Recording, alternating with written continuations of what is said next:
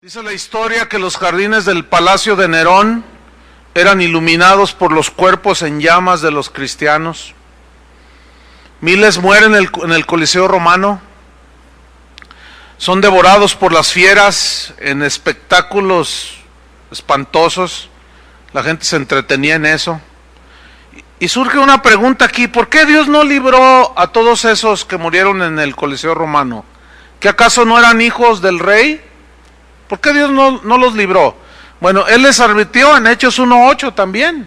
Dice: recibiréis poder cuando haya venido sobre vosotros el Espíritu Santo y me seréis testigos. La palabra testigos viene de un vocablo griego, martureo, de donde se deriva la palabra mártir. O sea, aquí ya les está diciendo: ustedes van a recibir poder para testificar de mí, de mi evangelio, pero algunos morirán como mártires. En Mateo 5:10 al 12 Jesús dijo: bienaventurados los que padecen persecución por causa de la justicia, porque de ellos es el reino de los cielos. Bienaventurados sois cuando por mi causa os vituperen y os persigan, y digan toda clase de mal contra vosotros mintiendo. Gozaos y alegraos, porque vuestro galardón es grande en los cielos, porque así persiguieron a los profetas que fueron antes de vosotros. Pero ¿qué hacen los cristianos de hoy? Se les enseña a no padecer, se les enseña a vivir la vida cómoda, sufrir. No, Cristo ya sufrió por ti, tú ya no tienes que sufrir por nada, y confunden la gimnasia con la magnesia, ¿sí? Porque el sufrimiento, el padecimiento con Cristo de los verdaderos discípulos siempre estará presente, siempre. En el año 90 después de Cristo, el emperador llamado Domiciano envía a Juan el apóstol al exilio a una isla llamada Patmos. Lo envía allí. En esa isla, estando en esa soledad, Dios le revela a Juan el Apocalipsis. Juan el apóstol fue el último de los apóstoles que murió. Ya bien ancianito, murió de muerte natural. Fue el único que no murió violentamente. ¿Por qué? Porque Dios así lo quiso. Esos son actos soberanos de Dios. Seguramente ustedes saben que acaba de morir un hermano muy querido llamado David Wilkerson. Fue el primer predicador que yo escuché. El primer libro cristiano que yo leí fue un libro de él. Y toda mi vida, 35 años, siempre, nunca quité mi atención de lo que este hombre de Dios siempre enseñó, decía y profetizaba. Era un hombre de Dios y murió de un accidente automovilístico de manera instantánea. ¿Por qué? Pues Dios así quiso. Alguien me escribió y me dijo: ay, ¿por qué se pasó al otro carril? No me explico. Pues yo tampoco. Pero pues Dios así lo determinó. Y ay, no, dicen algunos de esos cristianos románticos, ¿no? Yo quiero morir acostadito abrazando la Biblia o leyendo el Salmo 23. Y allí que exhale mi último, te va a caer el tren encima. No, tampoco. No, pero pues es que eso es lo de menos, ¿no es cierto? Lo que pasa es que los primeros cristianos no se fijaban en las cosas tontas que hoy los cristianos nos fijamos. Pero este hombre dejó huella como dejaron los primeros cristianos. De verdad les voy a decir algo, pocos como ese hermano que acaba de morir. Muy pocos. Y dejó un legado que hay que tratar de imitar, como los primeros cristianos también. En el año 112 después de Cristo, como había crecido a pesar de la persecución, esto es algo tremendo, a pesar de la persecución, creció el número de los discípulos.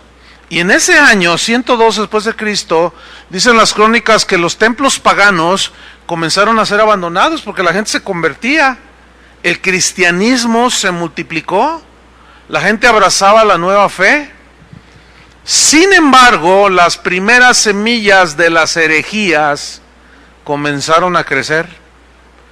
Y esa fue la razón del por qué los apóstoles, inspirados por el Espíritu Santo, escribieron alertando a la iglesia Cartas como la primera, segunda y tercera de Juan son cartas apologéticas o defensa de la fe, de la sana doctrina.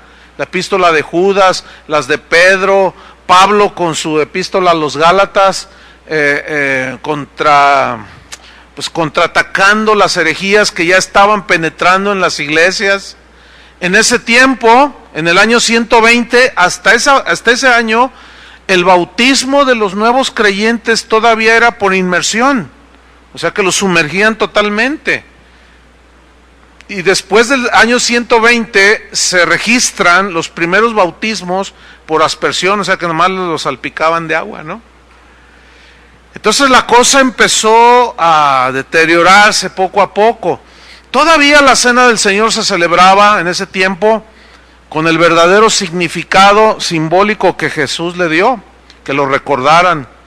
Los pastores de ese tiempo, los que gobernaban la iglesia, hacían su trabajo, pero se empezaron a levantar algunos que empezaron a enseñar que debían de someterse a su autoridad, a su liderazgo, y a partir del año 120, el liderazgo de la iglesia cristiana comienza a corromperse.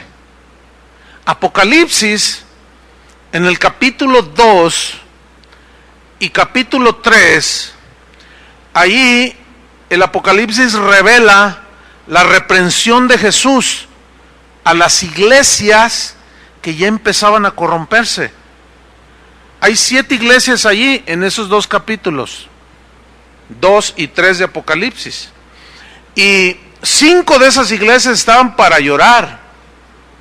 Ya había herejías, ya había prácticas del mundo que se habían metido y hay reprensiones. De tarea también van a leer el capítulo 2 y el capítulo 3 de Apocalipsis. Y ustedes van a darse cuenta ya en los tiempos de Juan cómo el mismo Jesús le dicta una reprensión, que reprenda al pastor. Escribe al ángel de la iglesia en Esmirna, escribe al ángel de la iglesia en Laodicea. Y el ángel de la iglesia pues, es el pastor. Es un lenguaje que se utiliza, pero era el pastor principal de la iglesia, porque los ángeles no pastorean. ¿Sí sabían eso, no? Entonces, ¿a quién le pidió Dios cuentas del funcionar de la iglesia? Al pastor. ¿Por qué? Porque los pastores somos los responsables. Y a ellos les dijo Juan, le dijo Cristo a Juan, escribe al ángel de la iglesia en Laodicea, al ángel de la iglesia en Filadelfia. Yo conozco tus obras, en Éfeso. Yo conozco y sé que has dejado tu primer amor y conozco todo. Arrepiéntete. Y ahí está la instrucción. ¿A quién? Al pastor. Porque el pastor es el responsable. Uno de los textos para perseguir, o de los pretextos más bien dicho, que usaban en aquellos tiempos los enemigos del cristianismo, era una acusación de que los cristianos adoraban a otros dioses. Decían, no, y les decían paganos, hazme favor. Hay una crónica que habla de que uno de los emperadores forzaba a los cristianos a adorar las imágenes, pero ellos siempre se resistieron. Entonces a uno de estos se le ocurrió hacer una imagen de Cristo. Entonces les dijo, bueno, ahí está su Cristo, póstrense. Y nada más la miraban y decían, no, o sea, ¿cómo? Fíjate el concepto que tenían los primeros cristianos. Ellos sabían perfectamente que Cristo estaba vivo, estaba a la diestra del Padre. Entonces ellos no podían ni debían postrarse ante imágenes fabricadas por los hombres. La gente empezó a catalogar a los cristianos como aburridos, como hasta el día de hoy. Uy, qué aburrido. No vas a fiestas, no te drogas, no vas ni siquiera a un antro. Uy, qué aburrido. Les han dicho que son aburridos. Lo mismo les pasó a aquellos de aquellos primeros cristianos. En aquellos tiempos sabemos que la adoración al emperador romano se tomaba como la prueba irrefutable de lealtad. Entonces, en cada ciudad del Imperio Romano había estatuas del emperador. Y los cristianos siempre rechazaron adorar las estatuas y al emperador, y los acusaban de traición.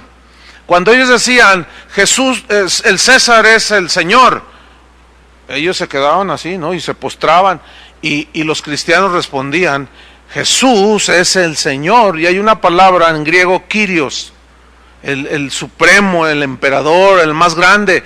Y ellos decían, el César es el Señor, el Kyrios, el supremo, el más grande. Y los cristianos decían, no, Jesús es el Kyrios, el Señor. Pues esto les costaba la vida, ¿sí?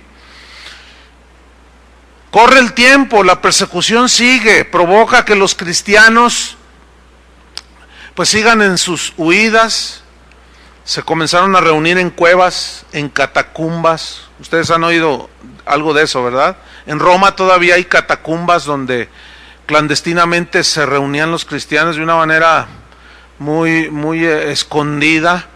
En una ocasión que estuve en África, en un país de esos musulmanes, me tocó sentir un poquito lo que los cristianos de ese tiempo experimentaron, porque bueno, el Señor nos llevó para allá y estuvimos predicando, pero nos dijeron, juntaron a muchos misioneros de varios países latinos que había en ese país de África, pero me dijeron, bueno, ¿les ministra? Sí, ¿cómo no? Si Dios me da una palabra, por supuesto. Pero era en un subterráneo, como en una bodega, o sea, como en una bodega, pero subterránea. Y luego queríamos cantar y decían, no canten. Y porque iba otro hermano que dirigía la alabanza, un amigo mío, Miguel Casina, y él pues ahí con su guitarra, el teclado, pero no podíamos ni cantar. Y yo me acuerdo, el que nos convocó ahí se asomaba por una ventanita a ver si no llegaban ahí, porque en ese país donde estábamos es castigado tener otra religión que no sea el Islam. Entonces pues era todo tan misterioso, tan callado, no usábamos micrófonos, si nos descubrían, pues, a la cárcel, y por ahí desaparecían a 2, 3. Entonces yo me acordaba de los primeros cristianos, dije, no, pues esto no es nada, y se siente una cosa muy extraña.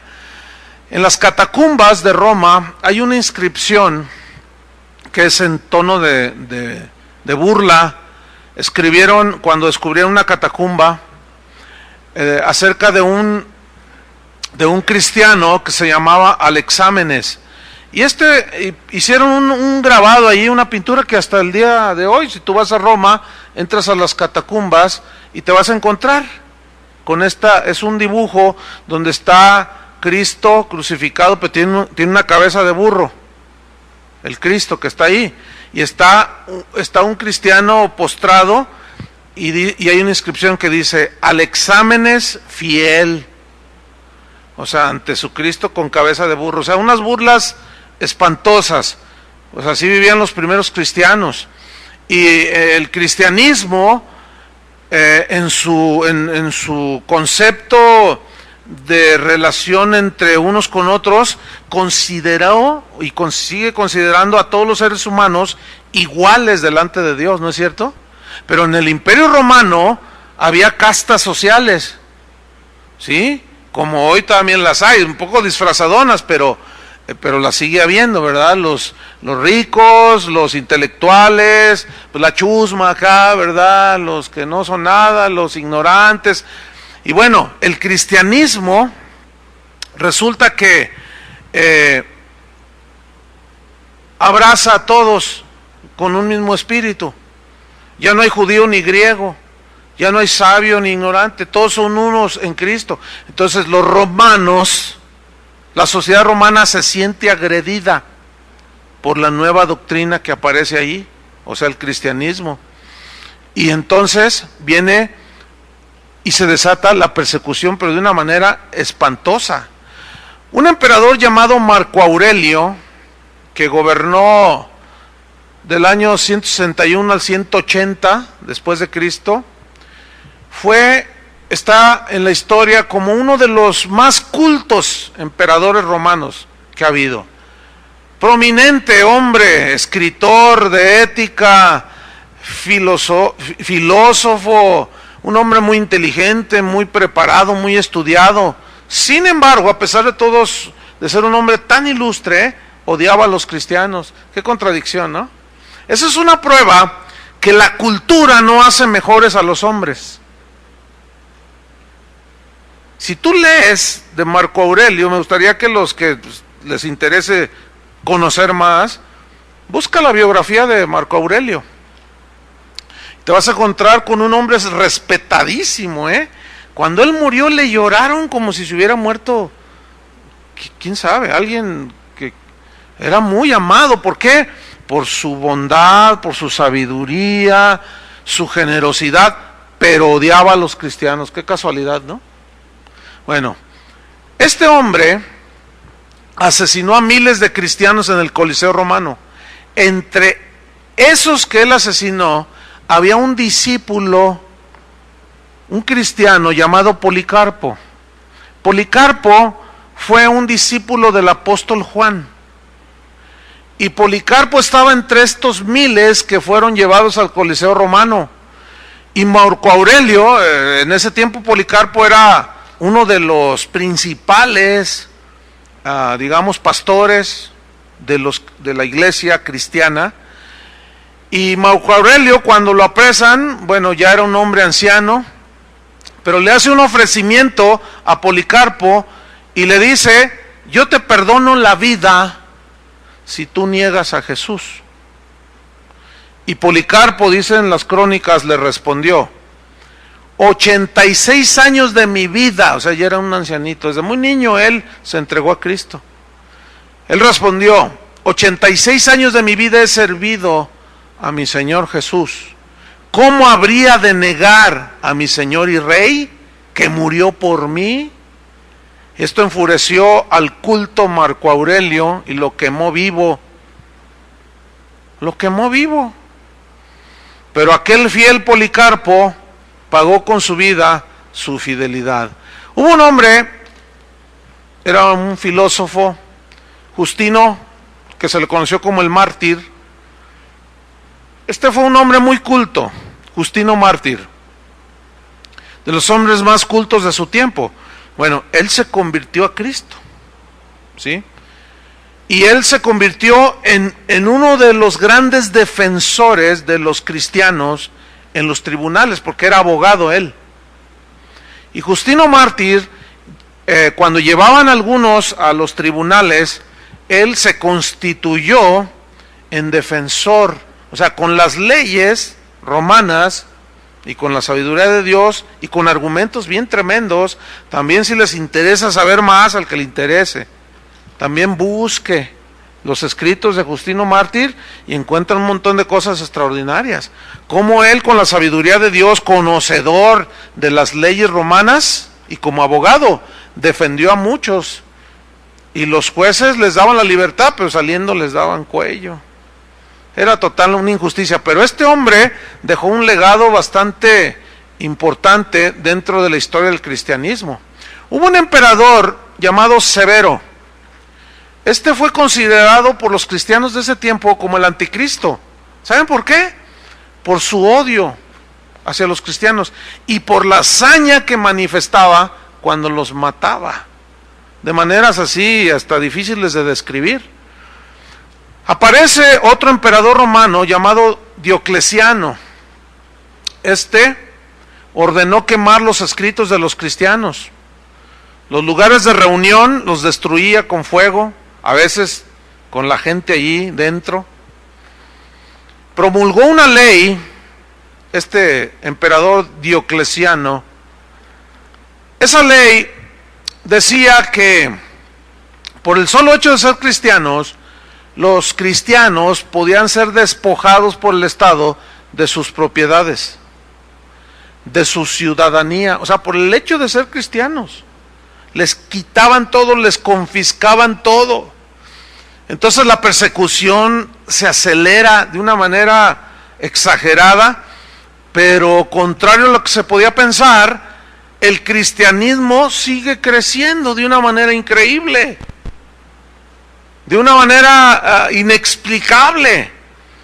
Hasta ese punto se mantenía relativamente puro el cristianismo. ¿Por qué? Porque bueno, a nadie le interesaba meterse allí para sacar ganancia deshonesta, porque corría peligro su vida, y a los falsos no les interesaba dar su vida por Cristo. Entonces, de una manera relativa, o sea, sí había casos, pero muy aislados, pero en general se mantenía pura la doctrina. La vida de los cristianos era una vida santa, era una vida dedicada, ¿sí? Eran más los hermanos genuinos que los falsos hermanos. Y aquí viene una pregunta: ¿qué harían los cristianos de hoy si se vinieran esas persecuciones como las de los primeros cristianos?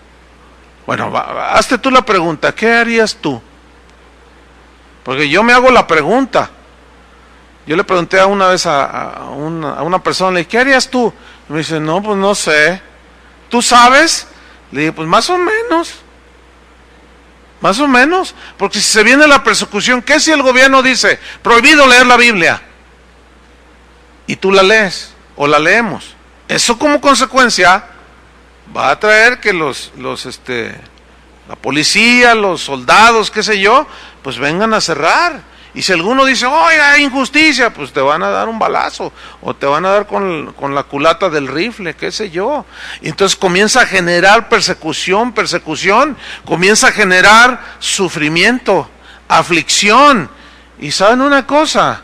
Me temo que los cristianos de hoy no estarían preparados para sufrir la mínima persecución. ¿Por qué? Porque a lo que se les ha enseñado, y de esto tienen la responsabilidad los predicadores del Evangelio de la Prosperidad, se les ha enseñado solo el disfrute de la vida. Y no se les ha enseñado que eventualmente se puede enfrentar una persecución y como consecuencia aflicción. Hay un caso del que fue real, de la Rusia comunista, ya desaparecida. Ustedes saben, por lo que se puede leer, que la Rusia comunista pues perseguía a los cristianos. Los cristianos en Rusia pues, no podían reunirse.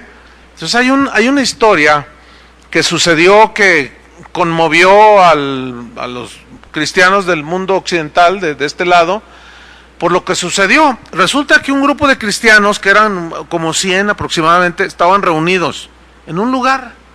Entonces llegan los soldados con sus cuernos de chivo, con sus AK-47, que son de origen ruso, por cierto. Y llegan los soldados y sitian el lugar, y entra el que lleva al mando del pelotón. Entonces pues ya nadie se movía.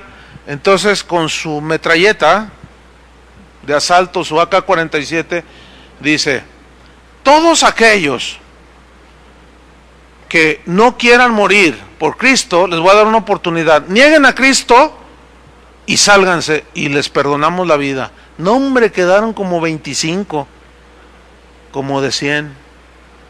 Y cuando se fue el último, dijo, ya, ni uno de ustedes va a hacer lo mismo, porque van a entregar su vida.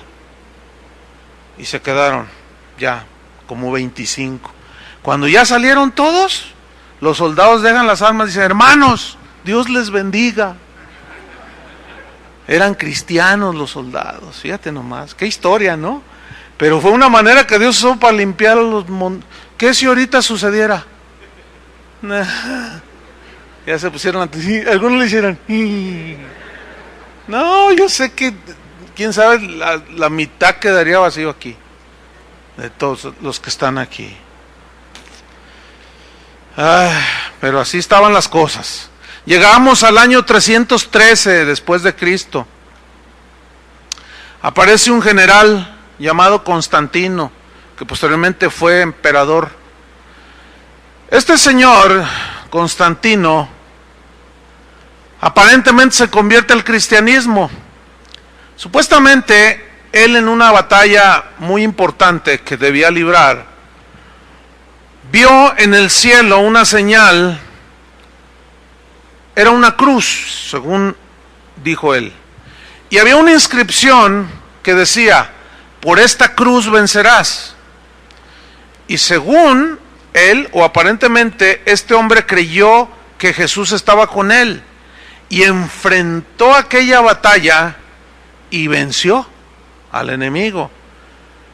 Pero aquí viene una pregunta: ¿realmente Constantino fue un cristiano nacido de nuevo? Bueno, la misma historia nos avala de que después de su aparente conversión, ordenó que asesinaran a uno de sus hijos. Fíjense las cosas que hizo. Ya como cristiano, ¿no? Uno, asesinó a uno de sus hijos. Lo acusó de que supuestamente había seducido a su segunda esposa, a la que después terminó asesinando también. Se llamaba Fausta la señora. También asesinó a un sobrino suyo, al esposo de su hermano, o sea, a su cuñado. Y bueno, eso, ¿qué demuestra? No era un cristiano nacido de nuevo, ¿sí? Constantino fundó una ciudad que llamó Constantinopla, ¿se acuerdan? Y él realizó cuando él, inaugura esta, que llegó a ser la capital del imperio, posteriormente, en el primer día de funciones como capital del Imperio Romano, supuestamente ya era cristiano. Bueno, él realizó ritos paganos el día de cuando proclama a Constantinopla como la capital del Imperio Romano. Pero hizo ritos paganos mezclados con el cristianismo. Y esto me recuerda como cuando vino Juan Pablo II en una de sus venidas, que vino a Oaxaca, por acá, ¿se acuerdan? Chiapas, todo eso, que bueno, supuestamente es el representante de Cristo en la tierra. Y ¿se acuerdan que los indígenas hasta una limpia le hicieron? ¿Sí se acuerdan? O sea, y él aceptó todos los ritos paganos. Entonces, bueno, todos los que miraron aquello, pues ya se les olvidó que él no dijo nada. Y ahora ya lo tienen como un beato. Bueno, ve tú a saber. Mira, en el año 323, pasan algunos años después de esta supuesta conversión, aproximadamente 10 años, y Constantino sube al trono de emperador romano. Y lo que hace Constantino es declarar el cristianismo como la religión oficial del Imperio Romano. Entonces lo que él hace es decretar leyes que ahora protegían a los cristianos por su supuesta conversión. Parecía un triunfo del cristianismo, pero en realidad fue el inicio de la debacle que llegó a su punto más oscuro en la Edad Media, que ya llegaremos ahí. Y no fue un triunfo, precisamente allí comienza el deterioro del cristianismo. ¿Por qué? Porque hombres no nacidos de nuevo comienzan a hacerse cristianos, entre comillas, abrazan la nueva religión. Gente no nacida de nuevo empieza a ocupar los puestos de liderazgo en la iglesia. Se dice que Constantino obligaba a los romanos a hacerse cristianos y que los bautizaba de una manera obligada. Y esto me recuerda a los españoles cuando llegaron a la Nueva España, cuando llegaron a México. Ellos obligaban a los indígenas a tirar sus dioses, pero les dijeron, mira, esta es Tonantzin, esta es una diosa pagana, pero esta es la Virgen. Todavía, hermano, mira, todavía este 12 de diciembre pasado, en la televisión yo lo vi. Los reporteros entrevistando a los indígenas que le danzan allá a la Virgen de Guadalupe, allá en el DF, preguntándole, ¿usted a quién le danza? Dice, bueno, nosotros en realidad, dijo uno de ellos, nosotros recordamos a nuestra diosa Tonantzin. Oiga, pero que no es la... Bueno, sí, es la misma, dice, pero en nuestra mente está Tonantzin, la diosa de los mexicas y de todos los antepasados. ¿Qué hicieron? Nada más le sustituyeron, ¿sí? Los obligaron a filo de espada, o te conviertes, te haces católico, o te doy cuello. Y bueno, pues muchos por salvar la vida supuestamente se convertían al cristianismo católico, pero pero en realidad seguían adorando sus dioses. La prueba está, hermanos, la prueba está. ¿Cuánta gente cuando inicia la primavera no se va a los lugares esos donde hay pirámides y todo eso, y se visten de blanco y se... Y todos esos los puedes verlos en las iglesias católicas el domingo. O sea, ¿cuál cristianismo? Es una mezcla espantosa. ¿Dónde se originó esa mezcla de cristianismo con ritos paganos? Desde ese año. Fíjate nada más. O sea, estamos hablando de siglos. De hace 1700 años por lo menos, poquito menos. Ahora, los resultados fueron más malos que buenos. O sea, los resultados de que Constantino haya impuesto la religión o el cristianismo como la religión oficial del Estado. Vamos a ver rápidamente algunos resultados buenos. Esto buenos es entre comillas, Por ejemplo, número 1, cesó la persecución. Bueno, eso es bueno, ¿no? Pero ¿hasta qué punto? Por eso es entre comillas. O sea, cesa la persecución.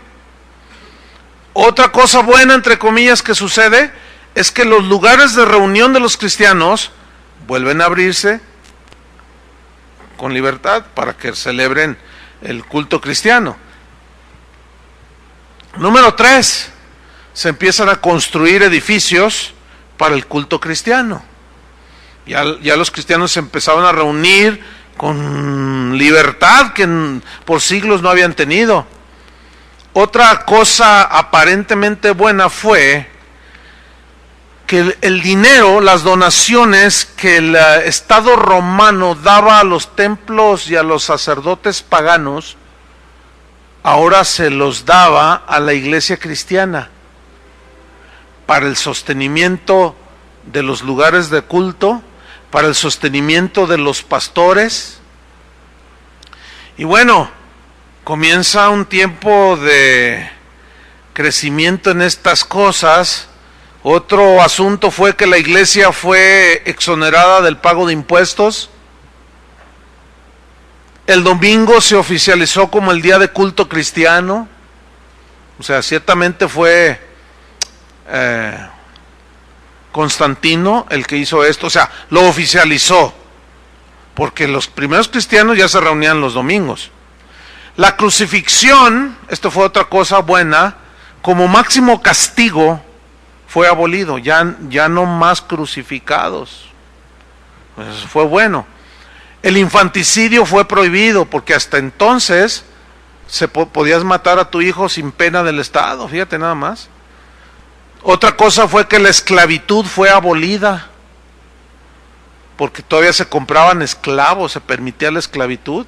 Pero allí Constantino dijo, el cristianismo, aunque no se metió mucho en este punto, respetaba la vida de los demás. Y también fue prohibido el espectáculo de los gladiadores. ¿Vieron la película del gladiador? Bueno, así como esa película, así eran las luchas de los gladiadores. Era nada más para entretener a los que iban al Coliseo. Entonces Constantino dijo, no, ya prohibido esos espectáculos sangrientos.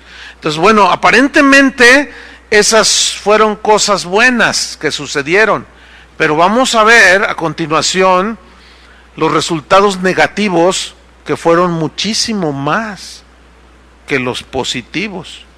En primera instancia, comienzan a aparecer las primeras imágenes en los lugares de reunión de cristianos. De pronto aparece uno, ¿y ese mono qué? Es San Pablo. Ay, está bonito, ¿no? Pues sí. Y como ya comenzaban a dejar la palabra de Dios, pues dijeron, bueno, pues Pablo, ¿no? Pues el apóstol. ¿Y aquel otro más gordito? Pues ese es Pedro. ¿Y aquella señora tan bonita? Pues es la mamá de Jesús. Y hubo algunos obviamente que decían, no, ¿cómo? No debemos hacernos imágenes, pero rápidamente los callaban, como el día de hoy. No seas religioso, no seas exagerado. Y ay Dios, otra cosa que se empieza a dar, para desgracia de la iglesia, es que los fondos que el Estado daba a los templos paganos, ahora se le daba a la iglesia y comenzó a enriquecerse la iglesia. Y los ministros comenzaron a enriquecerse de una manera personal. Comenzaron aquellos lugares de culto cristiano a ser suntuosos. Ahora en estos días de Semana Santa y de Pascua, me tocó ver unos programas en el National Geographic, unos programas que se llamaba El Código Vaticano, no sé cuántos lo vieron, donde dejaron entrar a los periodistas del National Geographic y pudieron entrar a lugares donde por siglos a nadie se le había permitido. Entonces cuando va el reportero en camino, por ejemplo, a una biblioteca que tienen ahí en el Vaticano, que es espectacular esa biblioteca, que hay documentos antiquísimos, pero interesantísimo. A mí me gusta mucho todo eso. Y cuando va el reportero, pues va filmando y se van viendo las paredes, los pisos. No, hermanos, tú dices, híjole, así como que, ay, si piso aquí, ¿no se va a enojar el Señor?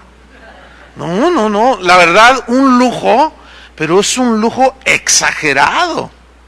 Y eso, hermanos, no costó 10 pesos. Eso no costó $1,000,000. No. Una cosa, pero realmente espectacular. Los líderes comenzaron a usar vestiduras, pero que el borde de oro y que no sé qué. O sea, empezó a haber tanto dinero que comenzaron con esas cosas. Las acusaciones contra los ministros que empezaban a cometer pecados groseros eran tapados o ignorados por el Estado mismo, y lo que es peor, por los mismos líderes. Y lo que es peor, los cristianos que asistían a las reuniones no decían nada, pues empezaron a decir, no, pues eso, es que ¿qué le puede uno decir al ungido de Jehová? Y fíjense desde dónde viene todo eso, Por eso a estas alturas la cosa está que bueno, ya les contaremos. Otra cosa es que los ministros, de llegar a ser esclavos de Jesucristo, de llegar a ser siervos de la iglesia, llegaron a ser una clase privilegiada. Juan Knox, que fue uno de los reformadores de la iglesia en el siglo XIII, él reconoció, después de convertirse a Cristo, ya siendo sacerdote católico, él reconoció y dijo en uno de sus escritos, dijo, mi intención de ser sacerdote era al ver la clase de vida que se daban los obispos. O sea, esa era su intención, fíjate nada más. Entonces los ministros llegan a ser una clase privilegiada, ¿no? Ya era algo, ¿verdad? De mucho, se le daba mucha importancia, ya hablaremos más detalladamente de esos puntos, pero otra de las cosas es que hombres no nacidos de nuevo, ambiciosos, avaros, comienzan a tomar los altos puestos de liderazgo en la iglesia. Imagínense un no nacido de nuevo gobernando la iglesia, o gobernando parte de la iglesia de Cristo. No, pues llega el punto en que todos querían ser cristianos. Y en ese tiempo se pone de moda, como hoy está de moda ser cristiano. Oye, hasta el diablo es cristiano, ¿ya se dieron cuenta? Todo el mundo es cristiano ahora. Es como es ser bien cool, como dicen los chavos, ¿no? Es como, es la nueva onda ser cristiano. Yo me convertí a Cristo, ¿verdad? Como una vedette que tocaba el violín, lo toca, no sé. Hace poco salió allí, no, pues yo soy cristiana, dice. Ah, chirrión, también es cristiana. Oye, ¿y cuáles son tus proyectos? No, vamos a hacer una película y te vas a desvestir como... Pues sí, una cosa es mi trabajo y otra cosa es ser cristiana. Ah, mira nomás. Entonces su concepto de cristianismo está pero alejadísimo. ¿Quién tiene la culpa? ¿Ellos o los pastores? Ay, no digan tan feo, pues siente regacho. Ay, las reuniones de los cristianos, hermanos, comienzan a hacerse exageradas, pomposas, así muy exuberantes, ¿sí? Espectaculares, con una elegancia en todo, con un lujo extremo de parte de los líderes de la iglesia. La hipocresía, no hombre, se hizo su nido ahí en la iglesia. El amor al dinero empezó a sustituir la sinceridad y la sencillez de los primeros cristianos.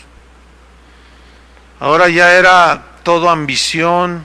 Prácticas paganas empiezan a mezclarse abiertamente en el culto cristiano. Por ejemplo, la adoración a la Virgen María, que sustituye el culto a la diosa Venus, ¿sí? La cena del Señor perdió el significado que Jesús le había dado de recordar su muerte y se convirtió en un sacrificio y se le llamó la misa. Misa en latín quiere decir sacrificio. Los pastores se convierten en sacerdotes, porque el sacerdocio quedó abrogado, el sacerdocio levítico quedó abrogado con la venida de Cristo, pero estos retomaron, ¿sí? Y vuelven a rescatar ese asunto. Entonces el mundo entra en la iglesia, que poco a poco va perdiendo su influencia de ser la luz del mundo. Perdió la sal de la tierra, se desvaneció. La santidad, la consagración, la humildad de los primeros cristianos casi desaparece. Los hombres que estaban ahí al frente, ambiciosos, orgullosos, arrogantes. Leen la historia de los papas de los Borgia y no se la acaban. Es impresionante. Ya hablaremos mucho de eso. Entonces el resultado fue más perjudicial que beneficioso. Ahora, ¿qué nos demuestra este maridaje entre la iglesia y el Estado? ¿Qué nos demuestra? Pues que definitivamente deben de estar divorciados. No puede haber un maridaje. No puede haber un coqueteo. No. Dad a César lo que es de César y a Dios lo que es de Dios. ¿Cuántos dicen así es? Entonces, los resultados a través de los siglos pues comienzan a resaltar, ¿sí? Empieza el deterioro de las iglesias, comienza la corrupción a darse en su máxima expresión, y aquí nos vamos a quedar, porque la clase próxima vamos a hablar de la penetración de las herejías dentro de la iglesia. No solo esa corrupción, sino las herejías comienzan a bombardear la iglesia de Jesucristo. Vamos a orar. Señor, te damos gracias. Gracias porque esto que aprendemos, Señor, nos va a ayudar para poner en claro que tu palabra nunca ha cambiado, Señor. El cielo y la tierra pasarán, tu palabra no pasará. Ayúdanos, Señor, a discernir y a entender. Y guárdanos, Señor, de todas las desviaciones que la carne, que la ambición, el orgullo, la avaricia han arrastrado a tantos a través de los siglos. En el nombre de Jesús, el que es poderoso para guardarnos sin caída. Señor, guárdanos en el hueco de tu mano. Te lo pedimos en el nombre de Jesús.